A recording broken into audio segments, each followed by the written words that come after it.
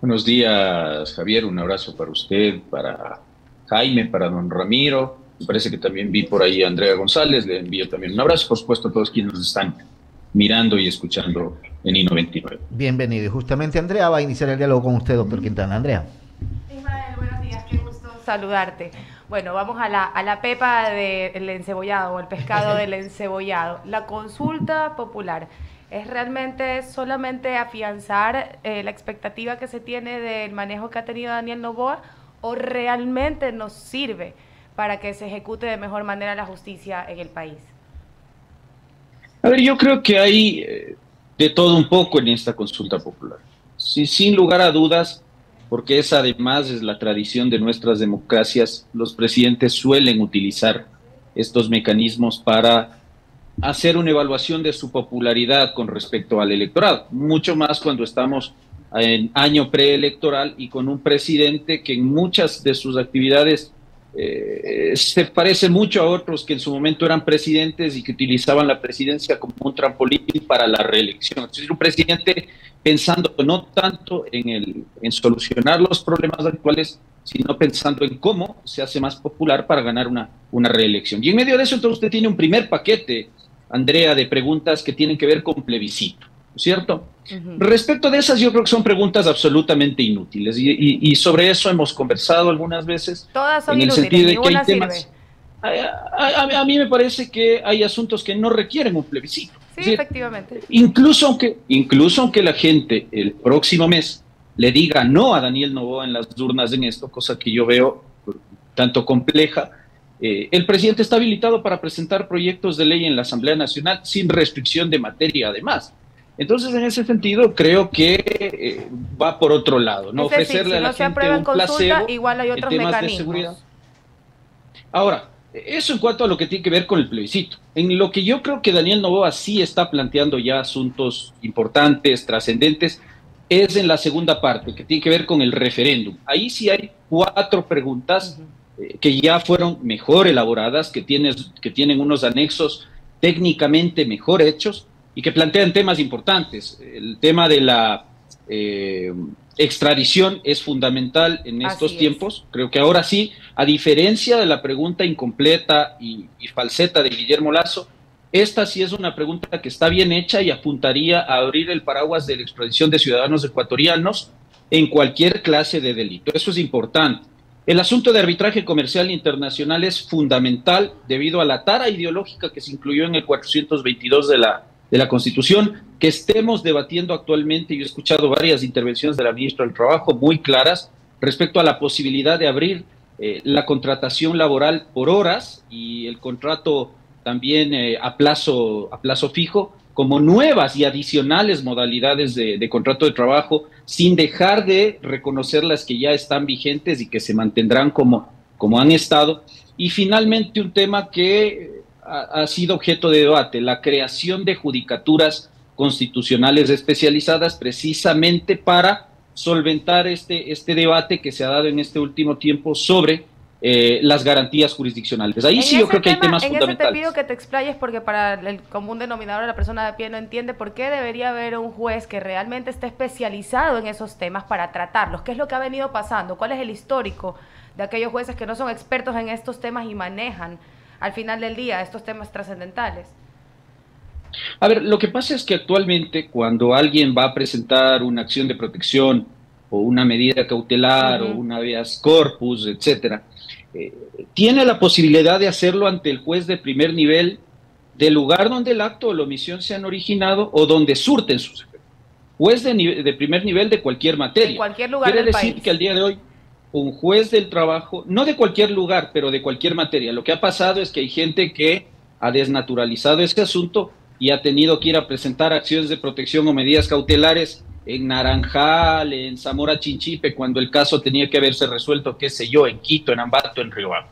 Pero el problema es que tú tienes ahora jueces de trabajo o jueces civiles o jueces de inquilinato o jueces de garantías penales que están al día de hoy convirtiéndose en jueces de garantías constitucionales cuando tienen que entrar a conocer eso. Entonces eso hace que estos jueces que se supone tienen una especialidad penal, civil, laboral, familia, al momento de tener que resolver un asunto constitucional. Por decirte, si yo impugno vía acción de protección una terminación unilateral de un contrato público y ese caso recae en manos de un juez del trabajo, ¿qué me va a entender un juez del trabajo sobre un tema que es netamente de derecho administrativo y de derecho público? Entonces, allí hemos tenido un problema y eso trata de resolverse a través de esta pregunta, estableciendo que ahora sí, con una reforma a la Constitución y a la Ley de Garantías, efectivamente, yo creo que ahí no es la solución definitiva, porque el asunto en la función judicial requiere una reestructuración profunda, una evaluación a nivel nacional de jueces, fiscales, defensores públicos, pero sí es un puntapié inicial para hablar en lenguaje futbolístico, ¿no es cierto? Es decir, esto ya da inicio a que ojalá el Consejo de la Judicatura, si es que esta pregunta es ojalá aprobada en urnas, ojalá el Consejo de la Judicatura inicie un proceso serio de selección de jueces que más allá, porque el tema de la especialidad del juez constitucional no implica solamente una colección de títulos académicos, como muchos podrían creer, así que la especialidad se da porque uno tiene 10 maestrías en Derecho Constitucional, un doctorado, un postdoctorado o una especialización, no, sino que realmente haya un conocimiento, una trayectoria, ya sea en el libre ejercicio, en la academia o en la propia judicatura, que haga que esa persona que va a ser designada juez constitucional tenga la capacidad de entender y aterrizar la problemática constitucional de las garantías, que apliquen la resolución de los casos, la jurisprudencia de la Corte Constitucional, y que sobre la base de eso los casos que deban estimarse se estimen y los que tengan que desestimarse por ser ajenos a un problema constitucional pues se desestimen liminarmente. O sea, más o menos en resumen sería zapatero a tus zapatos. Efectivamente, sí, es que excelente. A ver, cuando hacemos derecho constitucional y llegamos a un problema constitucional, uno quiere que ese problema sea resuelto por un juez especialista en constitucional. Eso no nos pasa a los abogados que litigamos en esta área.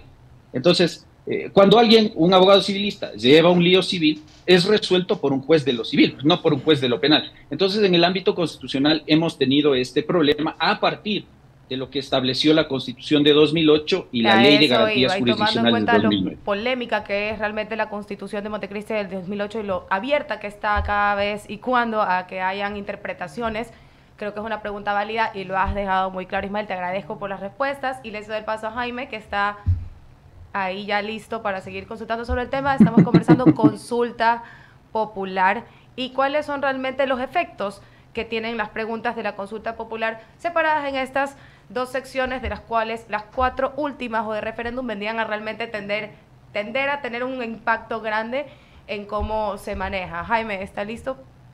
Por ahí. Sí, claro, aquí estamos. Un abrazo, mi querido Jaime. Igualmente. Se lo extraña, pues, en cabina. Aquí. No pasa nada. Ismael, ¿cómo le va? La verdad es que escuchando todo este razonamiento sobre la consulta popular, pues obviamente hace que ya lo que habíamos definido hace algunas entrevistas atrás, que hay algunas preguntas que no tienen sentido, que realmente no le quitan ni le favorecen a los ecuatorianos, pero otras sí. Ahora, desde ese punto de vista, y lo que usted ha señalado claramente bien, es que se reforme justamente que los jueces constitucionales manejen el tema constitucional y que sea especializado en eso, porque realmente un abogado de la niñez, un juez de la niñez y adolescencia, no puede pues, ser un juez constitucional, no debe, esa es la lógica, pero no sé qué se hizo en el momento. Ahora bien, con todo lo que está sucediendo, ¿cuál sería la mejor arma para cambiar justamente, primero los jueces, o la forma de escogerlos, porque hay muchos jueces que dejan mucho que decir en su razonamiento jurídico, no más allá que sean jóvenes o viejos, pero ¿cuál sería la mejor manera y si eso permite la Constitución? A ver, bueno, al día de hoy las reglas de juego son las que comentábamos hace un momento con Andrea. Con la pregunta que plantea el presidente Noboa, la cosa cambiaría porque hay un periodo de transición, hay una disposición transitoria en el anexo de esta pregunta en el que se establece un periodo de tiempo, si la memoria no me falla, se le daría un año al Consejo de la Judicatura para que a nivel nacional implemente los procesos de selección. Lamentablemente, a mí no me gusta, yo creo que el tema de la meritocracia y el asunto de los concursos de méritos y oposición termina siendo, como hemos visto desde la vigencia de la Constitución de 2008, un engaño absoluto para la ciudadanía. Esto de decir que usted, sobre la base de su experiencia, de sus méritos, de su capacidad, de su conocimiento, puede aspirar a un cargo público, entre otros, por supuesto, ser nombrado juez de cualquier nivel, primer nivel, Corte Provincial, Corte Nacional, Corte Constitucional. Eso es francamente un engaño. Ahora, tenemos que trabajar con lo que existe ahora. Tampoco hay tanto tiempo para hacer los cambios que habrían sido necesarios. Yo, por ejemplo, algo que he hecho de menos en esta consulta popular es reformas al sistema de justicia, que originalmente sí se plantearon y que sabrá Dios por qué se las terminó retirando del segundo paquete de preguntas que el presidente Noboa ingresó a la Corte. Ahora, ¿qué va a tener que hacer el Consejo de la Judicatura? Bueno, primero, respecto del tema del establecimiento de judicaturas constitucionales especializadas, llevar adelante un proceso transparente, ojalá, de selección de los nuevos jueces, tanto de primera instancia como de salas especializadas de lo constitucional en las respectivas cortes provinciales, porque así está planteada la reforma. Es decir, no sería solo un tema de que los casos en primera instancia sean resueltos por jueces especialistas, sino también por salas especializadas. Entonces es un arduo trabajo porque no son pocos los servidores judiciales que van a ser o que van a tener que ser nombrados tras este proceso. Y a la par, yo creo que habrá que iniciar un necesario proceso de evaluación a jueces, fiscales y defensores públicos para también, digamos, ir depurando el sistema de administración de justicia. De nada nos va a servir, a lo que quiero llegar, Jaime, es que de nada nos va a servir tener jueces que solamente en el letrero de la puerta de su despacho diga que son jueces especializados en materia constitucional, pero que no entienden nada de la problemática de los casos constitucionales. Entonces ahí habrá que estar muy atento. El problema es que el Consejo de la Judicatura al día de hoy también tiene sus problemas. Recién tuvimos la censura y destitución de un vocal. No se ha logrado nombrar al vocal de reemplazo del ex vocal Juan José Morillo. Hay un presidente encargado que ya debía haber sido reemplazado. No sé por qué no se ha enviado la terna para nombrar el reemplazo del vocal encargado Román. Y finalmente es un consejo que este año termina funciones. Es decir, es un consejo que el próximo año tiene que ser totalmente renovado. Entonces, todos esos factores van a incidir en la evaluación y designación de nuevos jueces. Ismael, finalmente la pregunta de la consulta popular que tiene que ver con el COIP. ¿Qué pasaría, pongámonos en el hipotético caso que pase la reforma en la Asamblea Nacional? ¿Qué pasaría con las preguntas que se hacen en un momento dado en la consulta? ¿Va a haber algún cambio o realmente solamente se incorporan aunque ya estén en las reformas? A ver, ahora tenemos un muy llamativo paquete de reformas al COIP. Los colegas penalistas ya han cuestionado severamente estos intentos de incluir nuevas causales hechas a la medida de un señor que está condenado ya y que fue presidente de la República para el caso del recurso de revisión y otros elementos muy curiosos. Y paralelamente nosotros tenemos en el caso de las preguntas de plebiscito muchas, por no decirle prácticamente todas, que tendrán que ver con la posibilidad de que el presidente Noboa presente proyectos de ley reformatorios al COIP para incrementar penas en algunos delitos, para la proscripción de acceder a beneficios penitenciarios en ciertos delitos, para la tipificación de nuevas conductas de carácter penal. A lo que quiero ir es que yo no encuentro aquí una contraposición entre el proyecto de ley, que ha sido muy cuestionado en la Asamblea Nacional, y las ideas de legislar que el presidente Noboa nos está planteando. Por eso yo he sido muy enfático en esto. Noboa no está llevando a las urnas reformas legales al Código Orgánico Integral Penal, sino sencillamente obtener de la ciudadanía algo que, primero, no necesita, pero que lo único que está buscando es obtener el beneplácito del ciudadano para que él pueda presentar proyectos de ley reformatorios al Código Orgánico Integral Penal. ¿Qué pienso yo que es lo más sensato, lo más prudente hacer?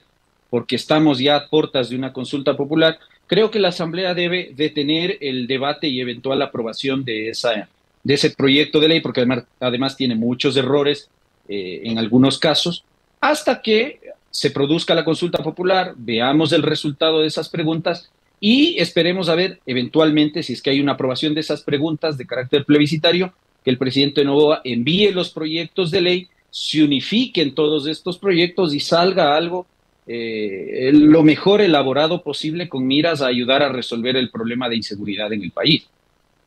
Perfecto, doctor Ismael Quintana, que me agradecerle por su tiempo y esperamos verlo nuevamente por aquí, por I-99, que esto es como su casa. Muy amable, gracias. Un abrazo, queridos amigos. Buenos días. Buenos días. Con esto doy paso a Javier Segarra, que tiene más inquietudes para la gente que nos sigue en el programa. Gracias, doctora. Muy amable. Muy bien, Jaime, agradecer pues al doctor Ismael Quintana también por haber estado con nosotros esta mañana. Un abrazo, doctor Quintana, buen día. Son las 9 de la mañana con 48 minutos. Hay que hacer una pausa, mi querido Diego. Qué barbaridad, ¿no?